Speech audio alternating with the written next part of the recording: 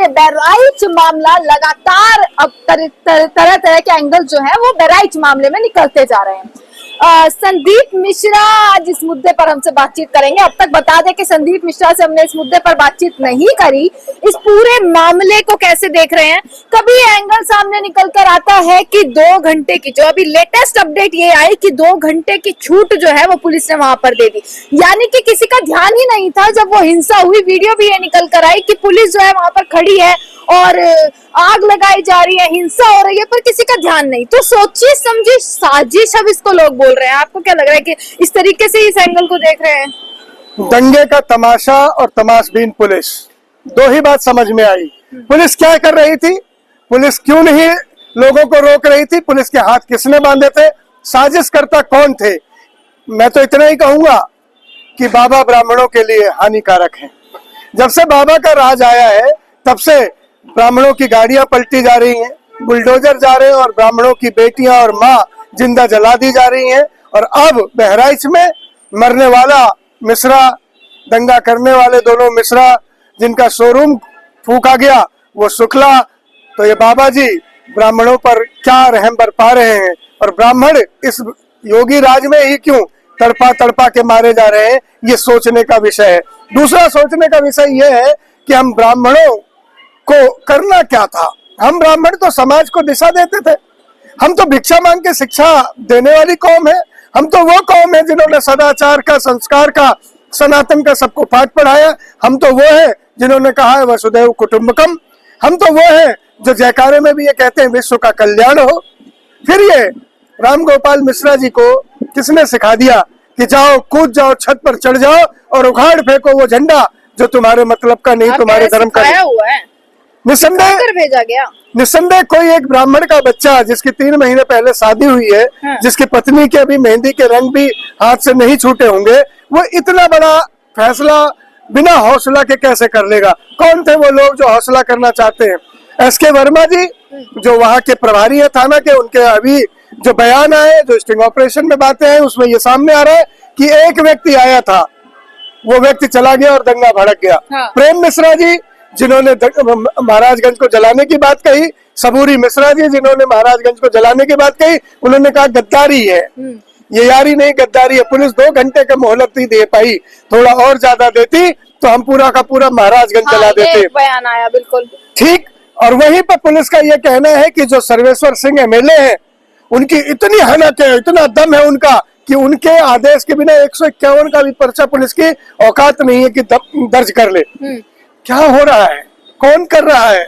बाबा क्या कर रहे हैं? बाबा को पता ही नहीं है, बाबा के नीचे से उनके चेले उनकी जमीन खिसका रहे हैं। बाबा ने तो 0 हिंसा और 0% क्राइम पर सरकार बना ली ना अपनी। ये कौन सी सरकार बनाई थी और आगे आने वाले समय में भी 0 क्राइम पर सरकार बनाएंगे। अब भविष्य वक्त है, उनका कहना तो यही है ना? उनका कहना बोलो ना।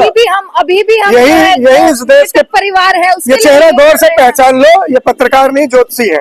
ध्यान से देख लीजिए, ये आज की पत्रकारिता की नई एक ज्योतिषी आई है, भविष्यवाणी ठोक के करती बीजेपी के लिए। सरकार के बयान देंगे तो भविष्य नहीं, आप कह रही है, आपने क्या कहा था कि बना लेगी, कैसे बना लेगी? आपको क्या पता तो है ना उनका क्या कहना? बयान आएंगे तो वो आपसे पूछेंगे। उनका ये कहना याद है आपको कि 15 लाख आपके बैंक में आएंगे, याद है? उनका ये कहना है कि 2 करोड़ नौकरी आएगी, याद है? उनका ये कहना है कि 1 के बदले 10 सिर आएंगे, याद है आपको? उनका ये कहना है कि बहनें हमारे राज में गहना पहन के आधी रात को घूमे और कोई कुछ नहीं होगा। करवा चौथ के दिन यूपी पुलिस की कांस्टेबल महिला कानपुर में जा रही थी और उसका बलात्कार हो गया। मेमना की धरती, मदन मोहन मालवीय की धरती, बीएचयू में स्टूडेंट जा रही थी और उसके कपड़े उतार लिए गए। ये डबल इंजन सरकार, जहां धृतराष्ट्र के बाद एक राज हमने देखा कि द्रौपदी के बाद अगर किसी बेटी को नंगा घुमाया गया सड़क पर तो मणिपुर था। ये डबल इंजन की सरकार थी और आप अभी भी दावा कर रही है कि उनकी सरकार आएगी। मैं आपके दावे से सहमत नहीं। अच्छा ये बताइए कि बहराइच हिंसा, आप कह रहे हैं कि पहले से ही तमाम चीजें स्क्रिप्टेड थी। अब भाजपा विधायक जिन्होंने मुकदमा दर्ज किया था, उनका भी ये कहना है कि भाई मुझे पता नहीं था कि वो भाजपा के नगर अध्यक्ष हैं और अब वो इस चीज से मुकर गए। अब उन्होंने अपने बयान को ही पलट दिया कि मेरे मुकदमे से कोई दोषी करार नहीं होता है। देखिए, 2 पलटीबाज हैं दुनिया में, एक भाजपा और एक अरविंद केजरीवाल। अच्छा, दोनों नागपुर के 2 संतरे हैं, एक छोटा संतरा एक बड़ा संतरा। दोनों यूटर्न लेने में माहिर है। नुपुर शर्मा ने भी अभी एक बयान दिया था, नुपुर शर्मा का भी बयान आया था जिसमें वो कह रही थी कि नाखून उखाड़ लिए गए और या क्या किया गया और क्या पता नहीं क्या क्या, और बाद में अभी माफी मांगते हुए वीडियो है कि मैंने पोस्टमार्टम की रिपोर्ट नहीं देखी थी। ये क्यों बयान देने गई जब इनको जानकारी नहीं थी? क्यों ये लोग दंगा भड़काने का काम करते हैं? क्यों ये साजिश ऐसी करते हैं कि जिसमें चिताएं धधक उठे? क्यों ये ऐसी साजिश करते हैं जिसमें लोग मर उठे? क्यों ये ऐसी साजिश करते हैं जिसमें महाराजगंज जैसे और शहर जल उठे? और फिर मैं एक बात कहता हूँ, योगी बाबा आपको क्यों याद आता है जब कोई मारा जाता है? तभी याद आता है कि फलानी गली में अवैध कब्जा हो गया है, अब इस गली को बुलडोजर से तुड़वा दो। अच्छा, आपने पलटी मार की बात करी, अब मुझे याद आया अरविंद केजरीवाल से। आप उसको एक समय पर उनको अपना हीरो मानते थे कहीं ना कहीं, और तमाम बैनर्स को लेकर प्रदर्शन में भी आप गए थे, पर पलटी तो यहाँ पर भी मारी गई ना कि अब आप कांग्रेस में शामिल हो गए कहीं ना कहीं। अब देखिए थोड़ा सा पलटवार तो बनता है ना मेरा भी। हीरोइन तो मैं आपको भी मानता था, पर आज आप मेरी नजरों से गिर गई ना, गारंटी और ज्योतिषी होके। हीरोइन तो मैं कल तक भी आपको पत्रकार मानता है, बहुत अच्छी पत्रकार है। सजग भारत एक बड़ा अच्छा चैनल है, दबंग शो। सवालों को मत नहीं सुन तो, लेकिन मैंने जवाब भी दूंगा। लेकिन कल तक आप भी मेरी हीरोइन थी कि बड़ी अच्छी दबंग लड़की है, लड़ सकती है, लेकिन लड़की है, बिक सकती है, डर सकती है, दलाली कर सकती है, ये मुझे समझ नहीं है। नहीं बयान नहीं बताया आपने, आपने किसी को बिकाऊ बोला। मैंने बोला ना, बयान नहीं बताया आपने। अपनी इसी टेप को दर्शक देखना कि मैडम ने क्या भविष्यवाणी की थी, और दर्शक देखना, कमेंट करके इनको जरूर बताना कि मैंने क्या बोला और इन्होंने क्या बोला था। इन्होंने स्टंप सहित कहा था कि सरकार बन जाएगी। चलिए मैं बिकाऊं, अब अपना उत्तर दीजिए। मेरा उत्तर ये है कि ठीक है, जब हम किसी को आजमाते हैं तभी जान पाते हैं कि किस लायक है।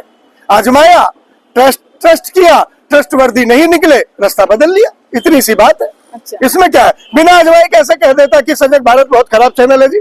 आजमाया, समझा, जाना, और आज आपकी कलई खुल गई तो लगा कि नहीं यार सजग भारत से सावधान रहो, वो बीजेपी की दलाली भी कर सकती है। आप आजमा के तो जान पाया, बिना आजमाए कैसे पता चला? आज दर्शकों मैंने समझा है, जाना है। यही बात मेरी आम आदमी पार्टी के साथ थी।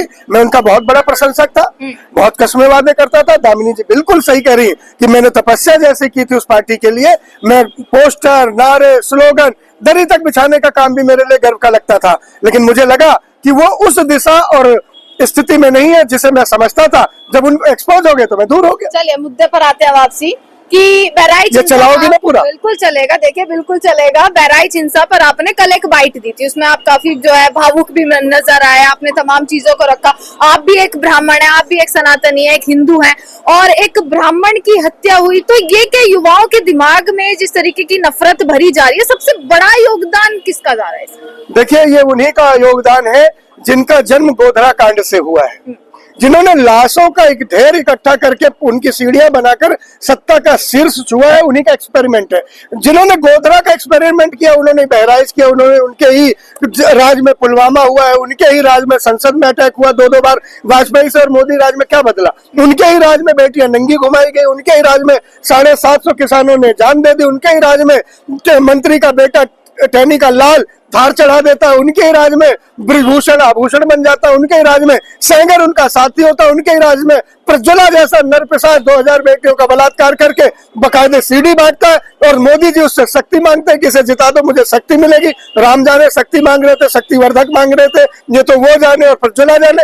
उनके ही राज में सोना जीतने वालों के सीने पे बूट रखा गया, उनके ही राज में ललनाओं के कपड़े महामना के राज में उतारे गए, और उनका ही राज देखो कि आज गुजरात कलंकित हो गया। सबसे पहले सरदार पटेल का नाम मिटाया गया उस स्टेडियम से जहां नरेंद्र मोदी चस्पा गया। और दूसरा, साबरमती के संत वाली जगह अब साबरमती के शूटर धाए धाए के नाम से मशहूर हो गई। कौन करा रहा है? कौन करा रहा है? अमित शाह जी रक्षा मंत्री है, और साबरमती में एक बैठा हुआ गैंगस्टर सुपारी ले लेके लोगों को मार रहा, और अमित शाह वाह जी वाह। इतनी वीडियोस वहाँ की आ गई, हर तरीके की वीडियो आ गई। वहाँ पर डीजे पर ये गाना बजा, वो बजा, पर सरकार यानी कि यूपी जो नंबर 1 प्रशासन बताता है अपनी आप को, नंबर 1 पुलिस बताता है, वो अब तक मुख्य आरोपी नहीं ढूंढ पाया, उसका नाम तक सामने नहीं आ पाया। कैसे बताएंगे? कैसे बताएंगे कि मुख्य आरोपी हम है? जिस दिन बताएंगे इनके ही पैंट ढीली हो जाएगी और गीली हो जाएगी। मुख्य आरोपी तो ये खुद ही है, अपना नाम कैसे बता देंगे? अच्छा, खुद ही है। आप बताए ना, एसके वर्मा साहब ने जो पदाधिकारी है कि सर्वेश्वर सिंह एमएलए की इतनी चलती है कि पूरे जिले में किसी थाने में हिम्मत नहीं कि एक मुकदमा दर्ज कर दे। तो कौन है वो सर्वेश सिंह जी? बीजेपी के एमएलए इतने दबंग है, इतने ताकतवर है कि खाकी से पर भी उनका खौफ है, खाकी भी उनसे डरती है, खौफ डरा है। तो आप सोचिए ना। और जो एस.के. वर्मा साहब ने, पदाधिकारी साहब ने कहा है, एक बात बहुत मर्म की कही है कि एक आदमी आया था और उस आदमी के आने के बाद चला गया, वो दंगा भड़क गया। हाथ हिलाए गए छत पे चढ़ के, और हाथ हिलाने के बाद दंगा भड़का। वो कौन लोग थे जो हाथ हिला के इशारा कर रहे थे? आप मुझसे पूछ रही थी ना, कौन है स्वर्गीय रामगोपाल मिश्रा का उकसाने वाले? हाँ। वो कौन है? वो 3 हाथ जो हिलाने वाले, जो वो 3 हाथ पकड़ लेंगे, उन्हीं हाथ से हत्यारों तक, साजिशकर्ताओं तक आपकी लकीर पहुंच जाएगी। लेकिन ये पहुंचने नहीं देंगे, क्योंकि ये पहुंचने देंगे यही एक्सपोज हो जाएंगे। ये सरकार ये दावा करती है कि हिंदुओं की रक्षा करते हैं, और कहीं ना कहीं एक समुदाय को भी लगता है कि उनको टारगेट किया जा रहा है, और ऐसा होता भी है कि बुलडोजर चलाया और तमाम चीजें सामने रहती हैं। पर सबसे बड़ा सवाल ये बनता है कि आखिर हिंदुओं की ही यात्रा में ऐसी चीजें क्यों निकलती है? यात्राएं देखो, मुहर्रम में मुसलमानों की भी निकलती हैं, अम्बेडकर जयंती होती है तो दलित जितने भी लोग हैं वो भी अपनी यात्रा को निकालते हैं, पर सीधा निशाना सिर्फ हिंदुओं की यात्रा पर क्यों साधा जाता है? ये निशाना बनाया गया। हिंदू निशाना बने, हिंदुओं ने निशाना बनाया। ये हिंदू और मुसलमान मत करो इसे, ये धर्म नहीं है, उन्मादी है। ये बीजेपी का छुपा हुआ एजेंडा है, ये बीजेपी के कार्यकर्ता हैं। इसे हिंदू मुसलमान मत बनाओ। इस हिंसा से मैसेज यही गया कि एक मारने वाला जिसने गोली मारी, एक पक्ष को ये लग रहा है गोली मारने वाला मुसलमान है, एक पक्ष को ये लग रहा है कि गोपाल मिश्रा जो है उसने अपने धर्म के लिए देखिए कितना बड़ा एक वो करा है, धर्म की रक्षा करी है। ये भी तमाम जो मैसेज है वो जा रहा है। आप बता दीजिए धर्म की रक्षा कैसे करी? हाँ। आप बता दीजिए, आप तो वरिष्ठ पत्रकार हैं, धर्म की रक्षा कैसे होगी दूसरे धर्म का झंडा उखाड़ के? मैं कहता झंडा फहरा के लोगों के एक माइंडसेट जो है, जो गया है, जो तमाम लोगों के बयान भी सुने या बाइट सुनी है जिन लोगों की, वो यही कहना है कि धर्म का बचाव किया। तो ये तरीका, ये हिंसा जो है, मेन टारगेट जो है इसका क्या रहा पूरा? दामिनी जी, आप पथभ्रष्ट हो गई हैं, आपको समझ नहीं आ रहा सवाल क्या पूछना है। किसी दूसरे धर्म का झंडा उखाड़ के मैं अपने धर्म का बचाव कैसे कर रहा हूँ? मैं अपने धर्म को नीचा कर रहा हूँ। मैं कह रहा हूँ कि मैं संदीप मिश्रा हूँ, मैं सुबह 10 बार आरती करूं, 20 बार आरती करूं, दिन भर माला जपूं, लेकिन मुझे कौन सी माला ऐसी शक्ति देती है कि सामने वाले दूसरे धर्म का झंडा उसकी दीवार पर चढ़ के उसकी मैं पूरी बालकनी उखाड़ दूं? ये कौन सी शक्ति? कौन सी रामगोपाल मिश्रा जी में काली आ गई थी? कौन सी दुर्गा आ गई थी? कौन सी ऐसी हमारी देवी ये कहती है कि जाओ और किसी का तांडव छत पे कर दो, उस दूसरे धर्म का उसका विनाश कर दो? कभी नहीं कहा। मेरी किसी भी देवी देवताओं ने ये नहीं सिखाया। हम तो सर्व धर्म कल्याण की बात करते हैं, सर्व मानवता की बात करते हैं। राम गोपाल मिश्रा का ब्रेन वॉश किसने किया? ऐसे मासूमों का ब्रेन वॉश कौन कर रहा है? आज राम गोपाल मिश्रा के घर की स्थिति देख लो, उनकी माता जी की स्थिति देख लो, मुझे लग रहा है 2 वक्त की रोटी भी नहीं है उसके घर में। सरकारी आवास भी अभी मिला है उन्हें। अभी तो सरकारी आवास के बदले कीमत ले ली गई क्या? सरकारी आवास के बदले क्या कीमत ले ली गई क्या? उसकी जान से चुका दी गई? या हमें यह सिखाना था कि बच्चे तुम कमाओ, अच्छा पढ़ो, रोजगार दे नहीं सकते तो जान लेने का दम ना भरे ये सरकार? मुझे इस बात पर कहना, और मैं ब्राह्मणों को कहूंगा, ब्राह्मणों, जब तक भाजपा सरकार है यूपी में तुम्हारे लिए मुसीबत है। विकास दुबे की गाड़ी याद करो, आती ही गाड़ी पलट गई और धाए धाए गोलियां उतर गई। कानपुर का वो नजारा याद करो, बुलडोजर चला गया और माँ बेटी जिंदा जलाई गई। और याद करो बहराइच, जहां मरने वाला मिश्रा, मारने वाले, जलाने वाले प्रेम और कुमार मिश्रा और सबूरी मिश्रा, जिसका शोरूम जला, वो शुक्ला। कौन है जो ये ब्राह्मणों के पीछे पड़ा है? कौन है जो ब्राह्मणों को बर्दाश्त नहीं कर पा रहा है? कौन है जो ब्राह्मण से ब्राह्मणों को मरवा रहा है? ब्राह्मणों, तुम तो बुद्धिमान हो, कब समझोगे, कब सुधरोगे, कब आओगे कि देश बड़ा है, ब्राह्मणत्व बड़ा है, धर्म बड़ा है, और धर्म तब बड़ा होता है जब सामने वाले के धर्म का भी आदर हो। तिरस्कार जब किसी का करोगे तो प्रतिकार सहने के लिए भी तैयार रहो। बिल्कुल। देखिए संदीप मिश्रा, कोई शायरी वगैरह कुछ याद हो इस मामले पर तो बोल दीजिए थोड़ी सी। देखिए संदीप मिश्रा, बहुत आपने कहा ना, गोस्वामी तुलसीदास जी ने एक बहुत अच्छी चौपाई लिखी है कि निर्मल मन जन सो मोहि भावा, मोहि कपट छल छिद्र न भावा। राम जी की स्तुति देखिए ना कि मुझे एकदम निर्मल लोग पसंद हैं। निर्मल जन मन सो मोहि भावा, मुझे कपट छल छिद्र, इस तरह का आडंबर करने वाले लोगों से मैं नफरत करता हूँ। और प्रभु राम ने तो जब माँ सबरी को उनके झूठे बेर खा के एक बात बताई थी कि भक्ति कौन है, ये सब सर्वश्रेष्ठ है, तो 9वीं भक्ति बताई थी प्रभु राम ने कि समर्पण से बड़ी तो भक्ति ही नहीं है। ये समर्पण कौन सा था? जाओ किसी के छत पे कूद जाओ, और किसी का झंडा उखाड़ दो, उसकी दीवार गिरा दो और कहो कि मैंने धर्म बचा लिया, अकॉर्डिंग टू दामिनी जी, तो मुझे लगता है कि ये धर्म बचाना नहीं है, धर्म को बदनाम करना है। और किसी भी व्यक्ति को, वो सनातनी हो, इस्लाम का हो, सिख हो, ईसाई हो, दूसरे के धर्म पर आंख उठाने की हिम्मत और हिमाकत किसी को भी नहीं करनी चाहिए।